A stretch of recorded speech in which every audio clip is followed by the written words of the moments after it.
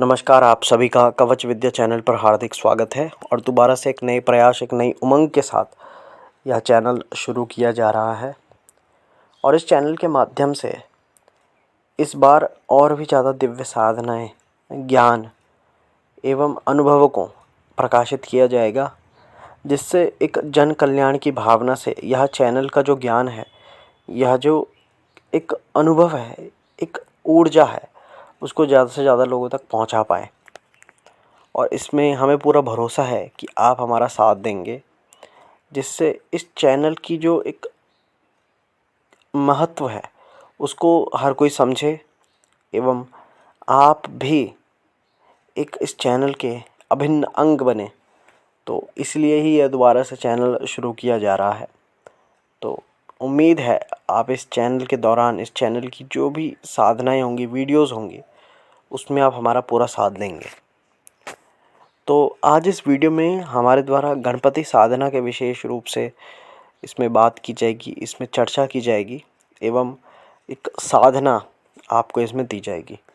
तो जैसे कि गणपति साधना से सब कुछ स्पष्ट होता है कि यह निर्विघ्नता की साधना है। यह सुख, समृद्धि, सफलता एवं धन धान्य, किसी प्रकार की जो भौतिक ऐश्वर्य हैं, उनकी साधना है। वैसे तो काफ़ी जो लोग हैं, और हकीकत में ये बात सच भी है कि जो गणपति भगवान हैं उनको एक विवेक, एक वाणी सम्मोहन, विवेक की कलाएं, बुद्धि की कलाएं, बौद्धिक क्षमता, वाणी समृद्धि, इनसे जोड़कर देखा जाता है, जो कि बिल्कुल सच है। अगर गणेश भगवान की कृपा आपके ऊपर है तो आपके अंदर विवेक कूट कूट कर भरा होगा। आप कोई भी निर्णय, किसी प्रकार का कोई काम चुटकियों में कर सकते हैं और बहुत ही कम समय के अंदर बहुत ही अच्छा कार्य कर सकते हैं।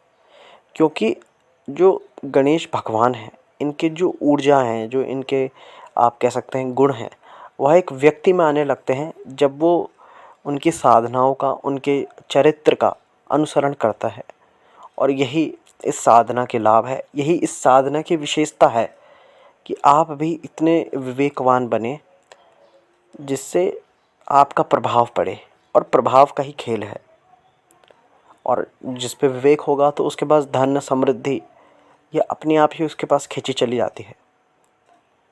और मूल रूप से अगर कभी कोई परेशानी जीवन में आए, कभी कोई कार्य, किसी प्रकार का कोई कार्य कर रहे हैं, उसमें रुकावट देखने को मिले, बिना वजह की रुकावट, तो गणेश भगवान की साधना अवश्य करनी चाहिए। क्योंकि ये विघ्नों का नाश करती है। जैसे सूर्य भगवान की साधना तेजस्विता की प्राप्ति कराती है। इसका मतलब ये नहीं कि उनकी साधना करने से विघ्न आएंगे, लेकिन विशेष एक प्रभाव होता है हर एक देवता का, हर भगवान का। और जैसे कि हमारे शास्त्रों में पंचदेव का वर्णन है, तो वह इस विशेष प्रभाव के कारण ही वहाँ पर वर्णित किया जाता है।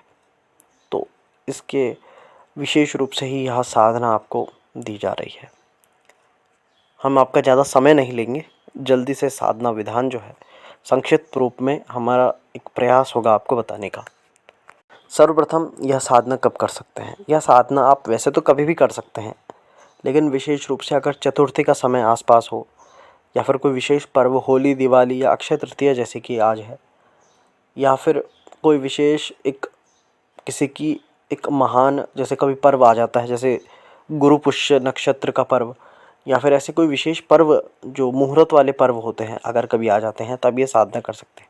नहीं तो सामान्य रूप से यह बुधवार को साधना शुरू की जा सकती है। समय या तो आप सुबह का रखें या तो आप शाम का रखें। समय निश्चित करें, जगह निश्चित करें, क्योंकि इसकी महत्ता हमने देखी है। अगर आप हर चीज़ को निश्चित करके चलते हैं तो सफलता जल्दी मिल जाती है।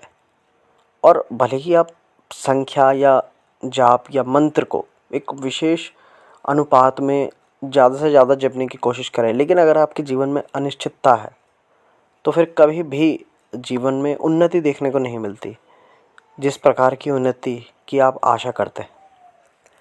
तो समय इसमें बिल्कुल परफेक्ट कह सकते हैं, जिसको एक सटीक समय रखें, सटीक स्थान रखें, एक सटीक ही सामग्रियाँ, एक उनका एक नियम रखें। सबसे ज़रूरी बात यह थी, इसलिए हमने आपको यह बता दी है। यह साधना आप जब भी करेंगे तो इसमें विशेष रूप से पीले वस्त्र या फिर लाल वस्त्र, इनकी प्रधानता है। पीले या लाल फूल, पीली या फिर लाल कोई भी प्रकार का भोग नैवेद्य, इनकी प्रधानता है। अब आपके जैसे क्षमता है उस हिसाब से आप इस चीज़ को खुद देखकर उस चीज़ को प्रिपेयर कह सकते हैं, कर सकते हैं। इसमें पीला ही आसन होगा। माला अगर हो सके तो चंदन, मूंगे, इनकी माला अगर है उपलब्ध, ये प्राण प्रतिष्ठित माला है तो बहुत अच्छी बात, नहीं तो रुद्राक्ष की माला का भी उपयोग किया जा सकता है। इसमें किसी विशेष एक गणेश भगवान के चित्र की आवश्यकता है या फिर आप कोई प्रतिमा, इसका भी प्रबंध कर सकते हैं। प्रतिष्ठित कोई प्रतिमा, यंत्र या फिर कोई चित्र, इनकी इसमें आवश्यकता है। सबसे अच्छी बात तो यही होती है कि आप मिट्टी की कोई प्रतिमा अपने हाथों से बनाएं, उसको घर लाएं, सजाएं, अच्छे से उपासना करें तो ये ज़्यादा फल देती है। लेकिन अगर ऐसा ना हो, जैसी भी आपकी श्रद्धा या आस्था या जिस भी प्रकार से आपका मन करे, जैसी आपकी क्षमता हो, उस हिसाब से गणेश भगवान की प्रतिमा को स्थापित करना है अपने अपने पूजा कक्ष में, इसकी आवश्यकता है। अब जब भी आप यह साधना करेंगे तो आप स्वच्छ होकर, बिल्कुल पवित्र होकर, स्नान इत्यादि कर कर, वैसे ही कपड़े पहनकर, उसी प्रकार से घर का वातावरण कर कर, बिल्कुल साफ़ सुथरे वातावरण में या फिर कोई साधना कक्ष या फिर पूजा कक्ष में या साधना कर सकते हैं। बाजोट इत्यादि जो भी है, जिसकी भी, अगर देखो आपके पूजा घर में यह सुविधा है कि विशेष रूप से साधना के लिए ही वह कक्ष बनाया गया है, तो तब बाजोट की आवश्यकता यहाँ पर नहीं पड़ती है। लेकिन अगर ऐसी सुविधा नहीं है तो फिर बाजोट इत्यादि वहाँ पर रख कर, वैसे ही पीले या फिर लाल कपड़े उसके ऊपर रख कर जो प्रतिमा है या जो जो भी यंत्र है उसको वहाँ पर स्थापित कर कर पंचोपचार या जिस भी प्रकार से आप पूजा करना चाहें, श्रद्धा अनुसार पूजा करें। धूप, दीप, नैवेद्य इत्यादि, इनका तो प्रयोग आपको करना ही है, ये सामान्य बात है, ये आपको आनी ही चाहिए। ये सब कुछ कर कर, गुरु गणेश इष्ट इनका स्मरण कर कर, जो भी आपके पितृ देवता हैं, कुल देवता हैं, इनका स्मरण कर कर साधना को शुरू करें। यह चीज़ें बतानी इसीलिए पड़ती है क्योंकि अगर आप इस चीज़ को भूल जाते हैं तो फिर जो प्रश्न होते हैं फिर वो बहुत सारे बढ़ जाते हैं। तो ये चीज़ें पहले ही हम आपको बता देते हैं जिससे आप आसानी से इन चीज़ों को समझ पाएँ। उसके बाद संकल्प लेना है। अब आपकी इच्छा है, आप संकल्प लेना चाहें तो ले सकते हैं कोई कामना विशेष की, या फिर निस्वार्थ भाव से भी यह साधना कर सकते हैं। निस्वार्थ भाव से हमारा ऐसा मानना है लाभ ज़्यादा मिलता है, लेकिन संकट के समय पर संकल्प ले सकते हैं।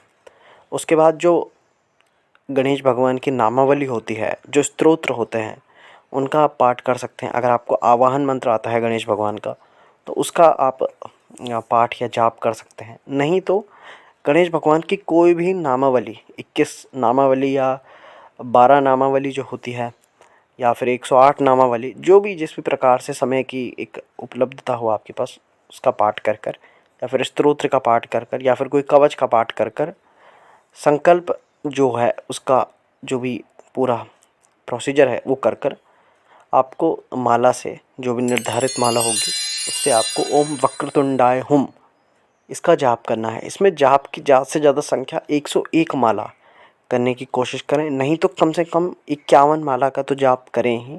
अगर 51 भी ना हो पाए, इतनी बैठने की क्षमता ना हो, तो 21-31 माला का जाप करें ही। यह साधना विशेष रूप से दिन में हम नहीं बांटना चाहते क्योंकि बहुत ही बेसिक साधना है, करनी ही चाहिए हर किसी को।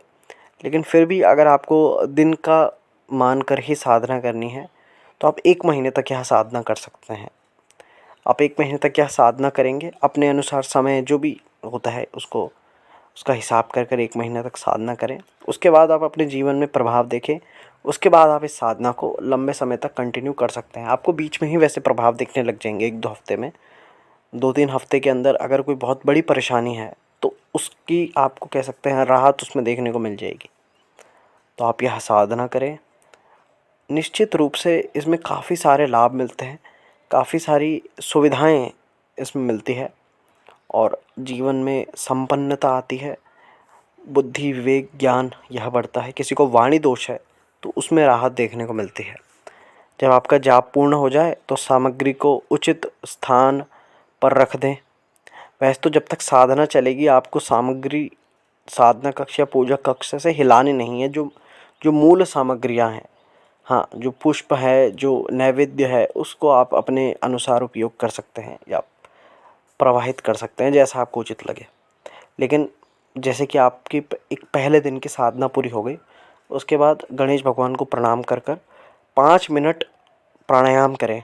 कोई भी प्राणायाम आप कर सकते हैं और मन ही मन देखो, 3 यहाँ पर रूप बताए गए हैं। या तो आप सिंदूर वर्णीय गणेश भगवान का ध्यान कर सकते हैं, या फिर श्वेत वर्णीय गणेश भगवान का ध्यान कर सकते हैं, या फिर जिस रूप में आप उनकी उपासना करते हैं, बाल रूप में, उग्र रूप में, उनका आप ध्यान कर सकते हैं। यह 5 मिनट जो आप बैठेंगे, इससे जो ऊर्जा है, जो भी आपने ऊर्जा कमाई है, वो स्थिर होने लग जाती है। आप 5 मिनट ध्यान करेंगे, प्रणाम, बिल्कुल मन शांत रख के प्राणायाम करके, तो आपकी ऊर्जा स्थिर हो जाएगी।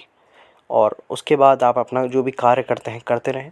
हाँ, उस पूजा कक्ष में कोई जाए ना, उसमें कोई रहे ना ज़्यादा समय तक। ये जो नियम होते हैं वो होते ही हैं। साधना के बारे में किसी को नहीं बताना है, और जो नियम इत्यादि ब्रह्मचर्य, शाकाहारी भोजन, इनका पालन करना ही है। और 1 हफ्ते पहले से ही मूल रूप से अपने भोजन में सुधार कर लें, अगर कोई तामसिक भोजन आप करते हैं, और करें और अपने जीवन में लाभ देखें। नमस्कार।